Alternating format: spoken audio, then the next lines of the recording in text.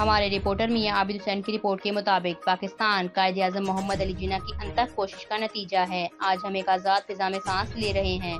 پاکستان کی سلامتی و بقا کے لیے ہم سب کو مل کر اپنا اہم کردار ادا کرنا چاہیے۔ پاکستان بنانے کے لیے ہمارے آباء و اجداد نے جو جانوں کے نذرانے پیش کیے ان کو فراموش نہیں کیا جا سکتا۔ کشمیر پاکستان کی شہ رگ ہے۔ ان خیالات کا اظہار اسسٹنٹ کمشنر شوکت مسیح سندھو کی زیر قیادت منعقد ٹی ایم اے ہال میں تقریب سے کیا۔ اس موقع پر ڈی ڈی او ایجوکیشنل افسر منیر الحسن شاہ، ڈی ایس پی خالد جاوید، ایس ایچ او منصور صادق، صدر پریس کلب ملک عرفان خلیل، حاجی عبدالرزاق، ادریس پارچہ و دیگران بھی موجود تھے۔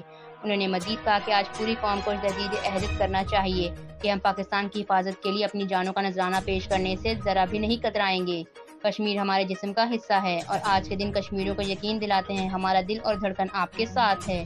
کشمیر کی آزادی کے لیے ہر طرح کی قربانی دینے سے گریز نہیں کریں گے۔ اس موقع پر اسسٹنٹ کمشنر شوکت مسیح سندھو نے پرچم کشائی کی۔ اس موقع پر پنجاب پولیس کے جوانوں نے سلامی پیش کے بعد آزاد کشمیر سے اظہار یکجہتی کے لیے شرکائے ریلی کی کثیر تعداد نے کشمیریوں سے اظہار یکجہتی کیا۔